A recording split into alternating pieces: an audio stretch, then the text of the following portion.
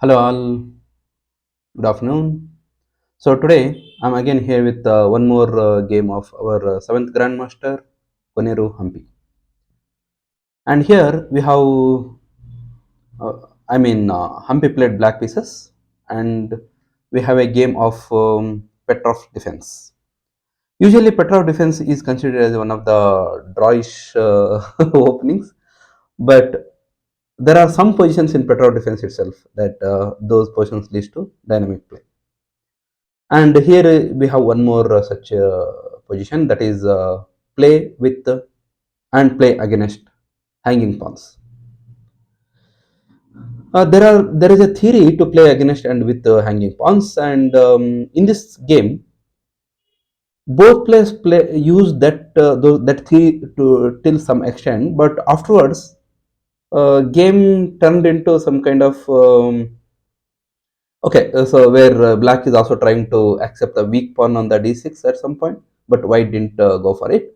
But let's see how game continued. Usually in this kind of positions, in the hanging pawn positions, the white player means the player with hanging pawns. The dark square bishop they will put on the b2, but here she took to f4, and maybe some mix of ideas are happened here. Usually in Petrov defense, the bishop should go to f4. But when it comes to a hanging pawn position, the bishop is well placed on b2, where it will monitor both the pawns, and also another bishop should be on d3, usually d3 or c2 something. But the bishop was on e2, and later it went to f3. So many things happened. So let's see.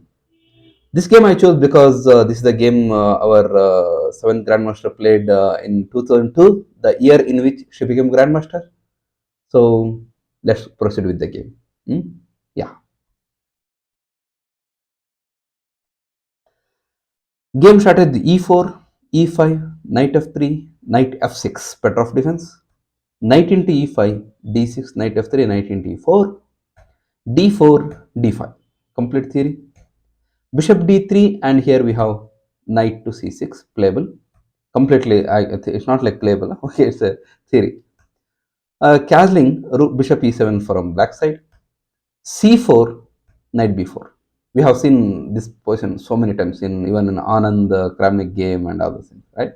When I was studying the games of Anand and Kramnik, always, always means most of the times I used to see this position. Anand was white and Kramnik was black and other things. Bishop e2, and here castling. a3, knight c6. c d5, queen d5, knight c3, knight into c3, b into c3. By the way, Petrov defense is also called a Russian game. Okay, yeah, the name of the book.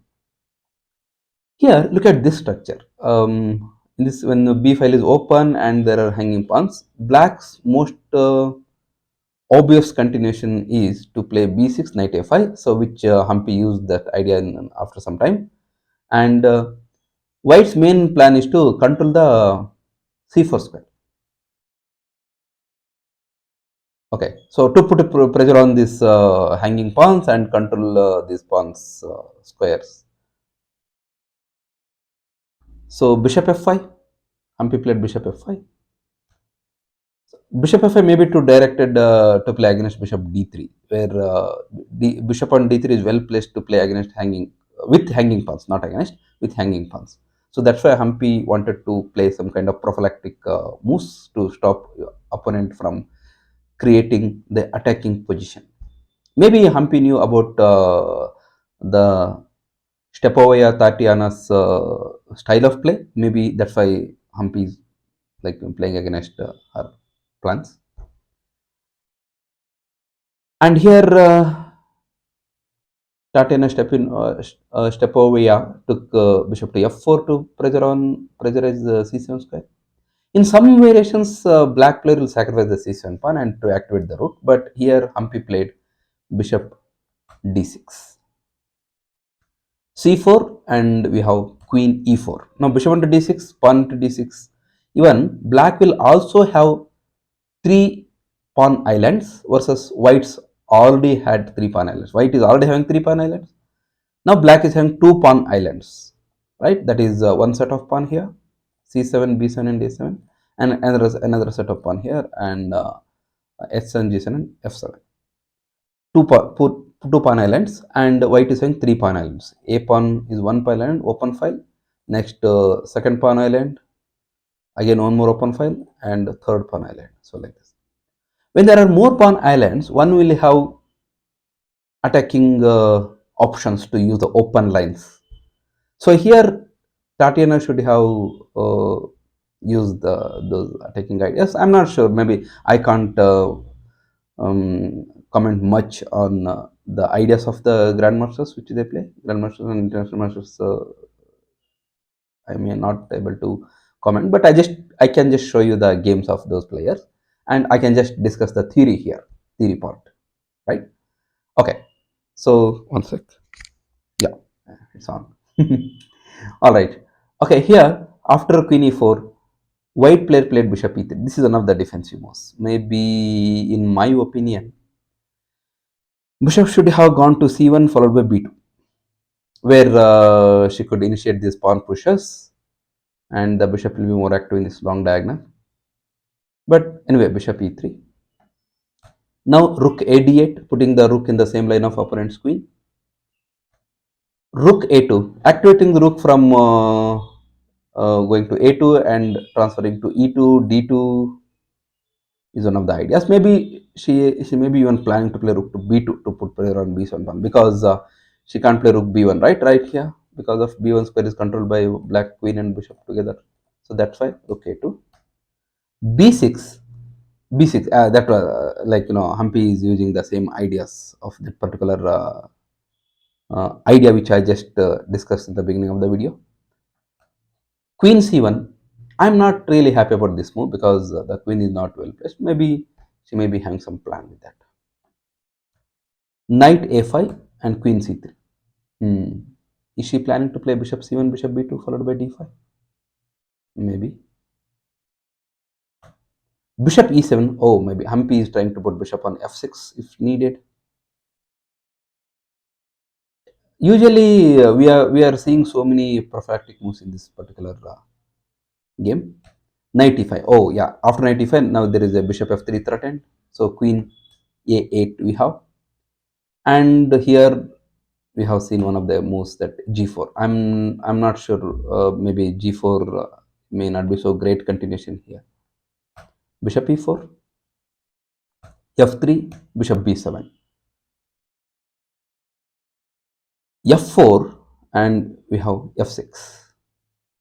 Now knight f3 and queen c8, pressurizing g4 pawn. Now f5. See, whenever your opponent opens a position with by lots of pawn pushes, it makes sense to put pressure on those particular pawns and improve position of your own pieces. The queen may be well placed on d7 afterwards, after Humpy transfer it to d7, f5, first rook e8, then after knight h4, queen d7,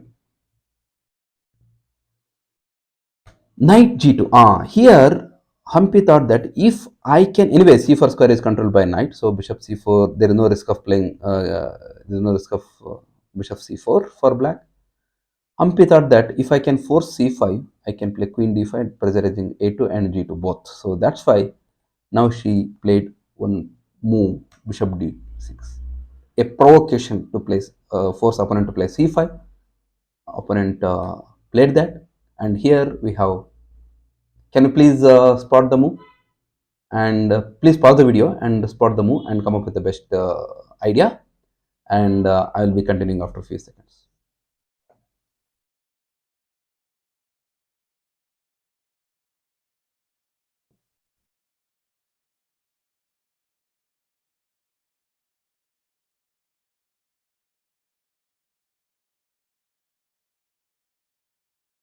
Okay, I hope you got the move, that is bishop takes h2.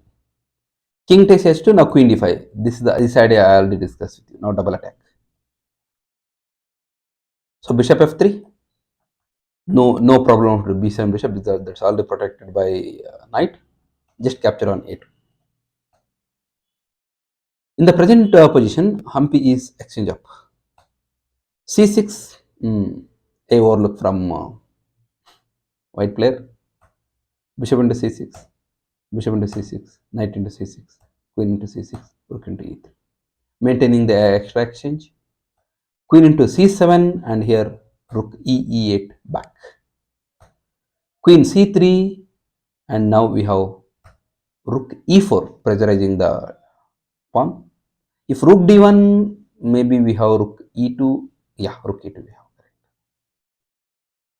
So queen f3 is played and rook e into d4. Rook f2 is played and rook d2. Exchange rooks when you are exchange up.